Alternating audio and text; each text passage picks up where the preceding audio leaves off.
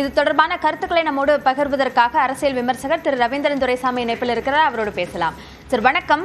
பாஜக விரும்பும் ஒற்றுமை அல்லது ஒருங்கிணைப்பு இதற்கு சாத்தியம் இல்லை என்பதையும் தெரிவித்துவிட்டு அதே போல மத்திய அரசு தான் ஆபத்தில் இருந்தபோது காப்பாற்றியது என்ற அந்த கருத்தையும் இபிஎஸ் சொல்லியிருக்கிறார். இன்று அமித்ஷாவை சந்திக்க சென்றிருக்கிறார்.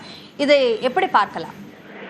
எடப்பாடி பழனிசாமியை பொறுத்தவரையில் எந்த சூழ்நிலையிலும் அதிமுகவிற்குள் சசிகலாவையோ தினகரனையோ ஓபிஎஸ்ஐயோ அவர் அனுமதிக்க மாட்டார். அந்த கட்சி என்பது அதிமுக என்பது எடப்பாடி பழனிசாமியின் கட்சி தான். இப்பொழுது முன்பு அது எம்ஜிஆர் கட்சியாக இருந்தது, அதன் பிறகு ஜெயலலிதா கட்சியாக இருந்தது.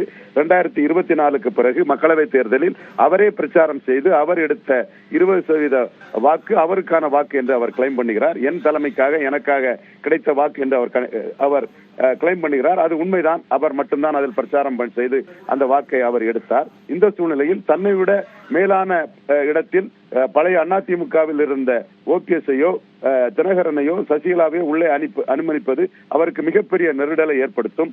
மேலும் 2026க்கு பிறகும் அதிமுக தோல்வியடைவதற்கான வாய்ப்புகள் தான் அதிகம். ஒன்றிணைந்தாலும் தோல்வியடைவதற்கான வாய்ப்புகள் தான் அதிகம். அப்படிப்பட்ட ஒரு சூழ்நிலையில் தோல்விக்கு பிறகு இவரை மீண்டும் தலைவர் பொறுப்பில் இருந்து மாற்ற வேண்டும் என்று சசிகலா தினகரன் ஓபிஎஸ் தரப்பினர் அவர்களுக்கு உள்ளே எடப்பாடிக்கு எதிராக இருப்பவர்களும் கடுமையாக முயற்சி செய்வார்கள். அப்பொழுது தன்னுடைய தலைவர் பதவிக்கு 2026க்கு பிறகு அவர் போராட வேண்டிய சூழ்நிலை வரும். மிகுந்த நேர்த்தியான நுணுக்கமான அரசியல் அறிவு கொண்ட எடப்பாடி பழனிசாமி இத்தகைய தனது தலைவர் பதவிக்கு வரக்கூடிய இத்தகைய எந்த ஒரு செட்டப்புக்கும் அவர் ஏற்றுக்கொள்ள மாட்டார். இவர்கள் வந்தால் வெற்றி பெற முடியும் என்பது வெறும் வார்த்தை தான். வெற்றி பெற முடியும் என்பதற்கு எந்த கேரண்டியும் கிடையாது, உறுதியும் கிடையாது. அப்படிப்பட்ட சூழ்நிலையில் இவர்களை இணைத்து தோல்வியடைந்தால் தன்னுடைய தலைவர் பதவிக்கு ஆபத்தாக வரும். எனவே எடப்பாடி பழனிசாமியின் நோக்கம் கட்சியை கைப்பற்றுவது, கட்சியை தன்னுடைய கட்சியாக மாற்றுவதுதான். அதைத்தான் அவர் திறம்பட செய்திருக்கிறார். இரட்டை தலைமை என்பது ஒற்றை தலைமையாக மாறியதில்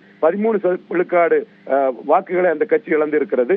ஆனால் கிடைத்த 20% தனக்கு தான் என்று அவர் உறுதிபட கூறுகிறார். தென் மாவட்டத்தில் நாம் தமிழர் கட்சி வாக்கை விட 30,000 வாக்குகள் அதிமுக குறைவாக பெற்றிருக்கிறது. மதுரை டு கன்னியாகுமரி வரை உள்ள 10 தொகுதிகளில் நாம் தமிழர் சீமான் தலைமைக்கு கிடைத்ததை விட எடப்பாடி பழனிசாமி தலைமைக்கு 30,000 வாக்குகள் குறைவு. ஆனால் கிடைத்த வாக்கு தனக்கானது, 20% கட்சியும் தனக்கானது என்பதில் உறுதியாக இருக்கிறார். பாஜக வற்புறுத்தினாலும் கேட்க மாட்டார். பாஜகவுடன் கூட்டணி வைப்பதே 2வது இடத்தை தக்க வைத்துக் கொள்வதற்கும் கட்சியில் தன் இடத்தை மேலும் உறுதிப்படுத்துவதற்கும் தான் அவர் செய்கிறார். எந்த தலைவர்களும் தனக்கு எது நன்மையோ அதைத்தான் செய்வார்களே தவிர கட்சி அது இதெல்லாம் வெறும் வார்த்தைகள் தான். எடப்பாடி தெளிவாக இருக்கிறார். இவர்கள் 3 வரையும் உறுதியாக சேர்க்க மாட்டார். பாஜகவும் இந்த விஷயத்தில் இவரிடம் வற்புறுத்த முடியாது என்றே நான் கருதுகிறேன்.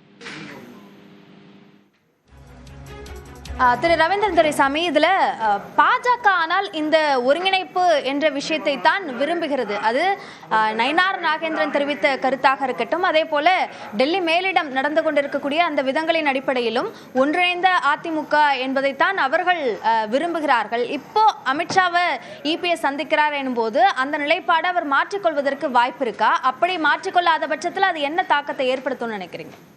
ஒன்றிணைந்த அதிமுகவை பாஜக விரும்புவதாக பொது புத்தியில் அனைவருமே கருதுகிறார்கள். அப்படி ஒரு தோற்றம் தமிழக ஊடகத்திலும் அரசியல் தலைவர்கள் மத்தியிலும் பாஜக தலைவர்கள் நயனார் நாகேந்திரன் போன்றவர்கள் பேசுகிறார்கள்.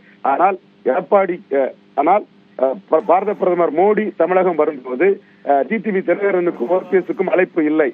ஓபிஎஸ் அவர்கள் உங்களை சந்திப்பது எனது பாக்கியம் என்று அறிக்கையை விட்டார்கள். பலரும் அதற்கான முயற்சிகளை செய்தார்கள். மோடியையே பிரதமர் வேட்பாளராக முன்னிறுத்தியவர்களும் அதற்கான முயற்சிகளை செய்தார்கள்.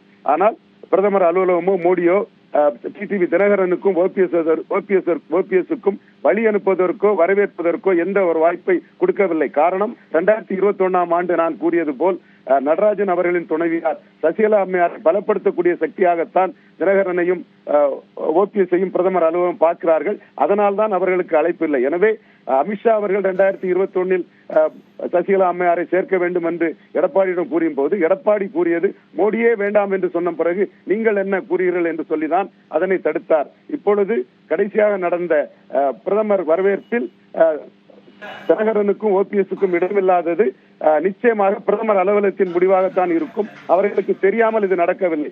எனவே பிரதமர் சசிகலா மீண்டும் அரசியல் அதிகாரம் பெறுவதற்கோ பலம் பெறுவதற்கோ விரும்பவில்லை என்பது இந்த தரவுகளிலிருந்து தெள்ள தெளிவாக தெரிகிறது. இந்த தரவுகளை மீறிதான் மற்றவர்கள் பேசிக் கொண்டிருக்கிறார்கள். இணைப்பில் வந்து கருத்துக்களை பகிர்ந்து கொண்டமைக்கு நன்றி ரவீந்திரன் துரைசாமி.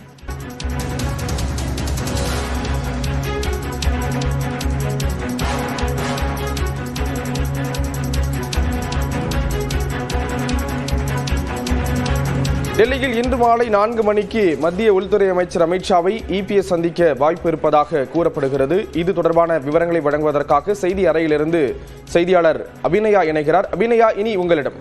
நன்றி ஸ்ரீராம். எடப்பாடி பழனிசாமியினுடைய இந்த டெல்லி பயணம், இதனையொட்டி அவர் நேற்று இரவு தெரிவித்த கருத்துக்கள், இது இரண்டுமே தமிழ்நாடு அரசியலில் மிக முக்கியமான கருத்துக்களாக பார்க்கப்படுகிறது. அதிமுக சார்ந்த முக்கிய முடிவுகள் இந்த சந்திப்பு மூலமாக ஏற்படுமா போன்ற கேள்விகள் எழுந்திருக்கின்றன.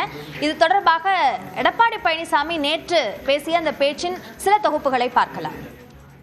எங்களுக்கு ஆட்சி அதிகாரம் இருப்பதை விட தன்மானம் தான் எங்களுக்கு முக்கியம். அது ஒரு முள் இம்மையளவு நான் விட்டு கொடுக்க மாட்டேன். சில பேரை கைக்கூலியாக வைத்துக் கொண்டு ஆட்டம் போட்டு இருக்கிறீங்க. அந்த கைக்கூலிகள் யார் என்று அடையாளம் காட்டப்பட்டு விட்டோம்.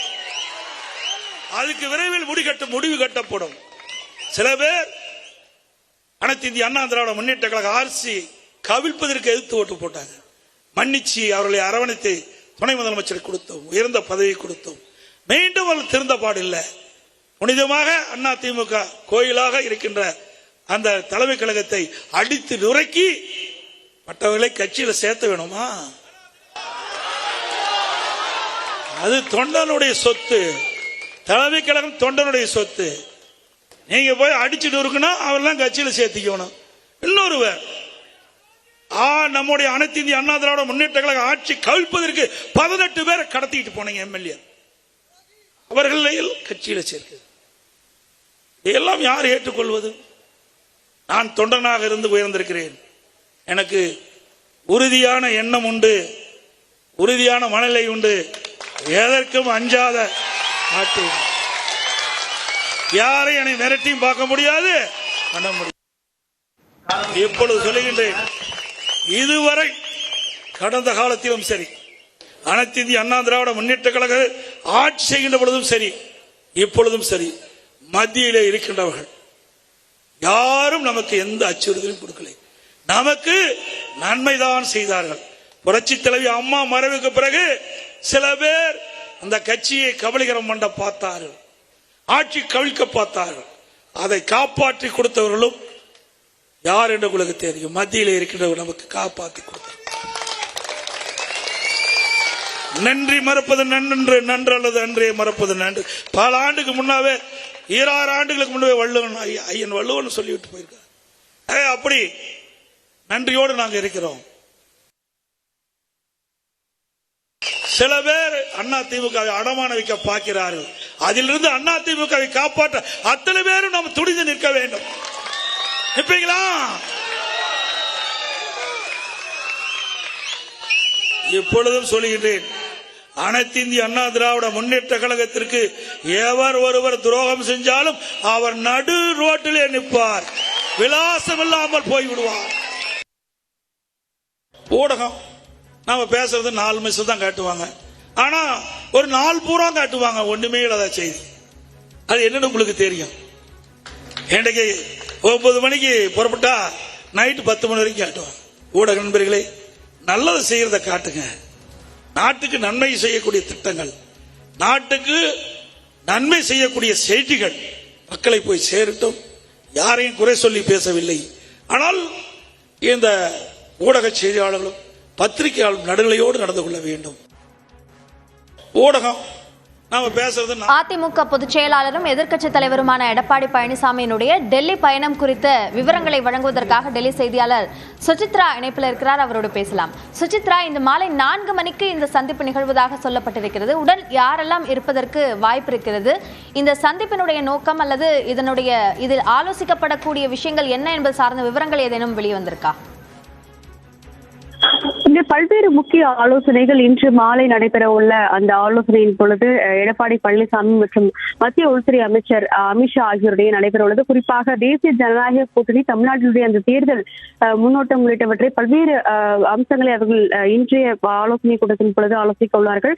அது மட்டுமல்லாமல் தேசிய ஜனநாயக கூட்டணியிலிருந்து வெளியேறிய தலைவர், குறிப்பாக டிடிவி தினகரன், அது மட்டும் இல்லாமல் அதிமுகவை சார்ந்த செங்கோட்டையன் உள்ளிட்ட அவர்களுடைய சந்திப்பு தொடர்பான விவரங்களையும் அவர்கள் இன்று மாலை நடைபெறவுள்ள அந்த ஆலோசனையின் பொழுது ஆலோசிப்பதற்கான வாய்ப்புகள் இருப்பதாகவே கூறப்படுகிறது. இந்த ஆலோசனையின் பொழுது பாஜகவுடைய தேசிய தலைவர் ஜே.பி. நட்டாவும் உடனிருப்பார் என்ற ஒரு தகவலும் வெளியாகி இருக்கிறது. இன்று காலை 9 மணிக்கு அவர் டெல்லி விமானத்தை வந்து அவருக்கு உற்சாக வரவேற்பினை அதிமுக எம்பிக்கள் வழங்கியிருக்கிறார்கள். அவர் மட்டுமல்லாமல் தம்பிதுரை, மூத்த அமைச்சருக்கு முன்னாள் அமைச்சர்களான எஸ்.பி. வேலுமணி ஆகியோரும் இன்றைய அந்த சந்திப்பின் பொழுது மத்திய உள்துறை அமைச்சர் அமித்ஷாவுடன் சந்திப்பின் பொழுது எடப்பாடி பழனிசாமியுடன் செல்வதற்கான வாய்ப்புகள் இருப்பதாகவே கூறப்படுகிறது. தமிழகத்தினுடைய அந்த தேர்தல் கூட்டணியை எவ்வாறு மேலும் பலப்படுத்துவது, அடுத்த ஓரிரு மாதங்களுக்குள் அந்த கூட்டணியை முழுவதுமாக இறுதி செய்து தொகுதி பங்கீடு தொடர்பான ஒரு ஆலோசனைகளை முன்னெடுக்க வேண்டும் என்பது தொடர்பான ஒரு ஆலோசனையும் பாஜக இன்றைய கூட்டத்தில் அதிமுகவினுடைய தலைவருக்கு வலியுறுத்த உள்ளதாகவும் பாஜக வட்டாரம் தெரிவித்திருக்கிறது.